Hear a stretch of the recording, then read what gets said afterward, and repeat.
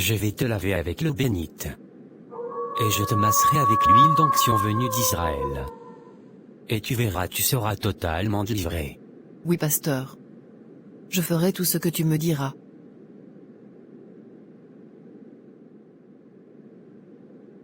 Pourquoi tu me regardes comme ça?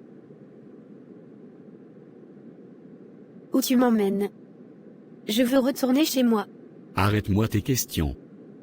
Tu penses que je vais te laisser garder cette grossesse-là? Toi. Une fille de pasteur. Mais la Bible dit, tu ne tueras point.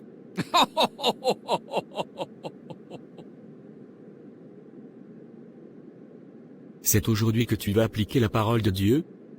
La Bible dit aussi de ne pas commettre l'impudicité et la fornication. Et pourtant, tu es en plein dedans. Une soi-disant fille de pasteur.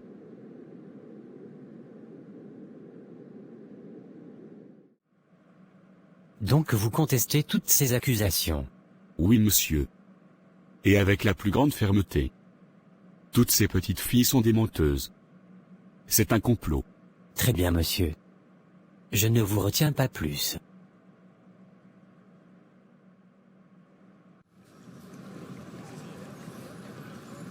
Franchement, Andrea, mon père me fait honte. Maintenant tout le monde se moque de nous, en nous appelant les enfants du pasteur pédophile. Jusqu'à quand tout cela va continuer? Pourquoi mon père ne se repentit toujours pas? Je sais que ce n'est pas facile pour toi en ce moment, et que tu es seul à tenir le flambeau dans ta famille. Mais sache que selon Proverbe 21 verset 1, le cœur du roi est un courant d'eau dans la main de l'Éternel, il l'incline partout où il veut. Et Acte 16 verset 31 nous dit, crois au Seigneur Jésus, et tu seras sauvé, toi et ta famille. Oui, je sais bien tout ça. Mais cette épreuve est trop difficile pour moi. Je te comprends, Sandrelle, mais sache que le Seigneur est avec toi, et qu'il ne te laisse pas seul supporter cette épreuve. Regarde même ce que dit le livre de 1 Corinthiens 10 verset 13. Aucune tentation ne vous est survenue qui n'ait été humaine, et Dieu, qui est fidèle, ne permettra pas que vous soyez tentés au-delà de vos forces, mais avec la tentation il préparera aussi le moyen d'en sortir, afin que vous puissiez la supporter. Amen. Merci Seigneur pour ta grâce. Effectivement, malgré la lourdeur de cette épreuve, je trouve toujours en moi une force qui me permet de garder la foi et de persévérer. Et c'est vrai que dans Matthieu 28 verset 20, le Seigneur nous dit « Et voici, je suis avec vous tous les jours, jusqu'à la fin du monde. » Nous ne sommes jamais tout seuls. Amen. Oh. Big Pasta. Aux Amalamou? Oui mon petit. Ça peut aller. Alors. Je vis le scandale sur toi dans les réseaux sociaux. Toi aussi, tu fais pas les choses doucement. Ah mon petit. Tout ça ce sont les pactes et les sacrifices que je dois respecter. Moi-même je suis fatigué, mais je ne peux plus arrêter. Et en même temps, à chaque fois que je vais vers une femme ou une petite fille, j'aspire leurs étoiles. Et cela me rend plus puissant. D'ailleurs depuis que j'ai intégré la loge là, et que je respecte tous les rituels qui me sont enseignés par le grand maître, mes dons de prophétie et de paroles de connaissance ont augmenté. Je peux même te dire ce que tu as mangé au petit déjeuner ce matin. Ah bon? Je mange quoi ce matin? Tu as mangé la chikwang avec le safou. Ah pasta. Tu es devenu trop fort. Là tu pourras gagner encore plus d'argent. Mais oui ça c'est sûr. D'ailleurs mes séances de consultation sont passées de 60 € de l'heure, à 200 € les 10 minutes. Bientôt même, je vais construire une plus grande église. Ça me permettra d'accueillir plus de fidèles, pour avoir encore plus d'argent. Oh là là. Moi aussi, je vais devenir pasteur comme toi alors. Comme ça je veux devenir riche comme toi. Non, reste dans ta boutique. Tu es assez riche comme ça. Comme ça tu pourras continuer de me refiler tes petites clientes pour des séances de délivrance particulières. Si tu vois ce que je veux dire. En tout cas. Je vois très bien c'est cative et dur. Alors Nathalie, tu tiens le coup avec tout ce qui se passe? Non, pas vraiment. J'ai honte maintenant. Partout où je passe, les gens me traitent de prostituée, qui a fait tomber l'homme de Dieu. Maintenant je n'ose sortir de la maison que pour venir au collège. Tu n'es pas une prostituée. Et quand bien même cela aurait été le cas, le Seigneur ne te condamne pas, À partir du moment où tu t'es sincèrement repenti. Ah bon? Oui, oui. Tiens, regarde l'histoire de la femme adultère dans le livre de Jean 8 versets 3 à 11. Alors les scribes et les pharisiens amenèrent une femme surprise en adultère, et, la plaçant au milieu du peuple, ils dirent à Jésus, « Maître, cette femme a été surprise en flagrant délit d'adultère. Moïse, dans la loi, nous a ordonné de lapider de telles femmes, toi donc, que dis-tu » Il disait cela pour l'éprouver, afin de pouvoir l'accuser. Mais Jésus, s'étant baissé, écrivait avec le doigt sur la terre. Comme il continuait à l'interroger, il se releva et leur dit, « Que celui de vous qui est sans péché, jette le premier la pierre contre elle. » Quand ils entendirent cela, accusés par leur conscience, ils se retirèrent un à un, depuis les plus âgés jusqu'au dernier, et Jésus resta seul avec la femme, qui était là au milieu. Alors s'étant relevé, et ne voyant plus que la femme, Jésus lui dit, « Femme, où sont ceux qui t'accusaient? Personne ne t'a-t-il condamné ?» Elle répondit, « Non, Seigneur. » Et Jésus lui dit, « Je ne te condamne pas non plus, va, et ne pêche plus. » Waouh! Cette histoire me touche. Et je me sens même concernée. Je me rends compte depuis que j'ai commencé à échanger avec toi, que lire la Bible n'est pas une chose de personnes stupides et déconnectées, comme le pensent les gens. Car à chaque verset que tu me cites, je me sens fortifié. Amen, gloire au Seigneur. Tu sais, Satan jouera toujours le rôle de l'accusateur selon Apocalypse 12 verset 10, pour nous décourager.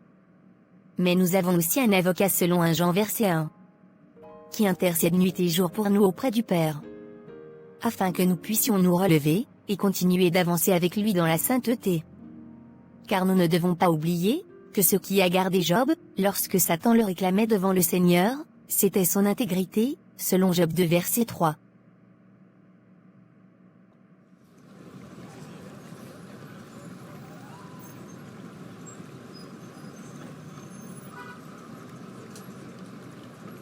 Tu vas te dépêcher de me suivre, si tu veux pas que je m'énerve.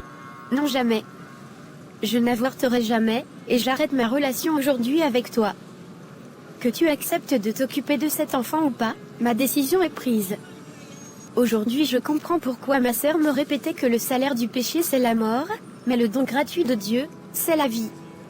Cette relation d'impudicité avec toi allait me ramener à la mort de l'enfant qui est dans mon ventre, en l'avortant. Mais moi je choisis aujourd'hui la vie. T'es vraiment folle, toi. Tu penses que c'est Dieu qui va descendre du ciel pour s'occuper de cet enfant? Il fera pour moi même plus que ça.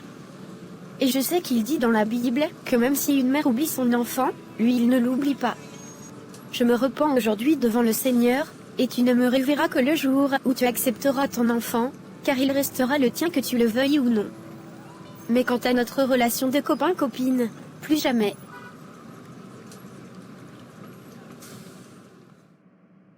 Amen. Je vois que ce matin tu as parlé au téléphone avec ta mère qui est malade. Et elle te demandait de l'argent pour ses traitements à l'hôpital. C'est bien ça? Oui, homme de Dieu. Tu ne dois pas lui donner. C'est un esprit de servitude qui est derrière tout ça, pour bloquer tes finances. Le Seigneur nous montre que tu seras un grand pilier financier dans ce ministère. Ton argent devrait servir, pour cette Église et l'œuvre de Dieu. Le Seigneur t'appelle au ministère de diacre. Amen, grand homme de Dieu. Ô Seigneur. Tu nous dis dans Luc 10 verset 19. Voici, je vous ai donné le pouvoir de marcher sur les serpents et les scorpions, et sur toute la puissance de l'ennemi, et rien ne pourra vous nuire. Alors je prends aujourd'hui autorité sur toute puissance des ténèbres qui œuvrent contre cette maison. Je me dresse contre toute alliance et pacte satanique scellé par mon Père, afin de livrer tous les membres de cette famille, au nom de Jésus. Seigneur, prends le contrôle de cette famille, et prends possession de ces lieux, jusqu'au lieu de l'assemblée que dirige mon Père. Aie compassion de toutes les âmes qui sont sous l'emprise de mon Père, et des puissances démoniaques qui le possèdent, afin qu'aucun envoûtement n'ait lieu en ce jour.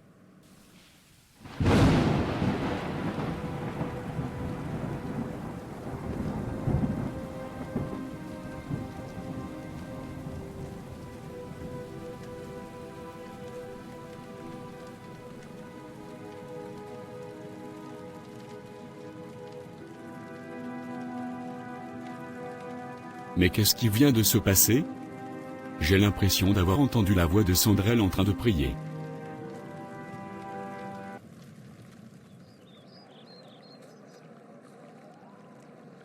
Seigneur, s'il te plaît, pardonne-moi pour ma désobéissance envers ta parole. Et donne-moi la force d'annoncer cette grossesse à mes parents. Je veux désormais te servir sincèrement. Et je renonce à ma vie de péché. Mais, Maëva, qu'est-ce que tu fais dehors à parler toute seule? Et en plus, papa m'a demandé où tu as passé la nuit. J'ai même pas su quoi lui répondre. Nancy. Où tu vas? Et qui est à la maison? Il y a Sandrel qui est toute seule à la maison. Elle est en train de prier. Et papa est comme d'habitude à l'église pour la réunion du jeudi soir.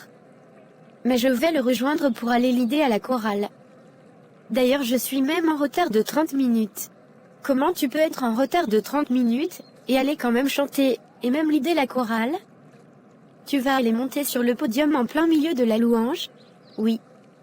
Moi je suis la fille du pasteur, et je fais ce que je veux. D'habitude papa ne me dit rien. Mais vu que toi tu ne viens jamais à l'église, tu ne peux pas le savoir. Bon, moi je te laisse, je rentre à la maison. J'ai une conversation importante à avoir avec Sandrel. Ok.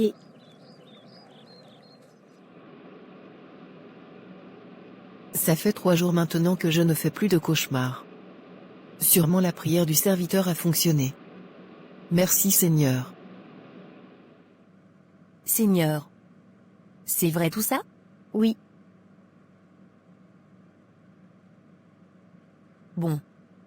Je suis quand même pas contente de toi. Mais je ne vais pas t'accabler encore plus. Et puis de toute façon tu as pris une bonne décision. Si la mère de Moïse avait avorté de lui, qui serait allé libérer le peuple d'Israël du milieu des Égyptiens, dans le livre d'Exode. L'enfant qui est en toi a une destinée toute tracée par le Seigneur.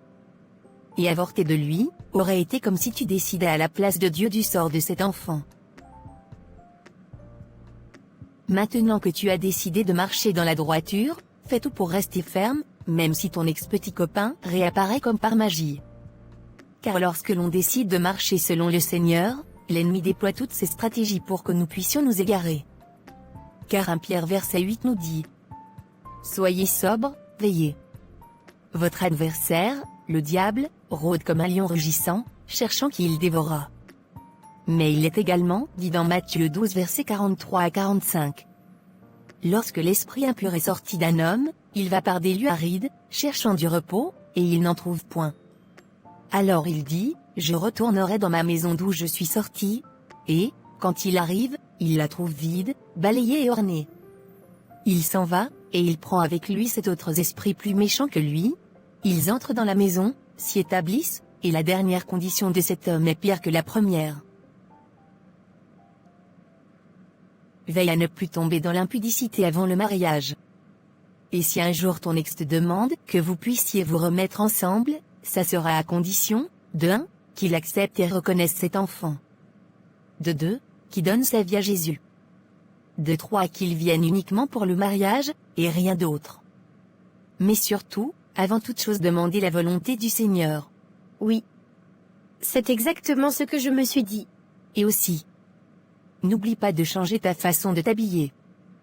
Car l'impudicité ne commence pas seulement au lit avec un homme, mais à partir même de ta façon de t'habiller. Car la parole nous demande de nous vêtir avec pudeur, selon 1 Timothée 2 verset 9.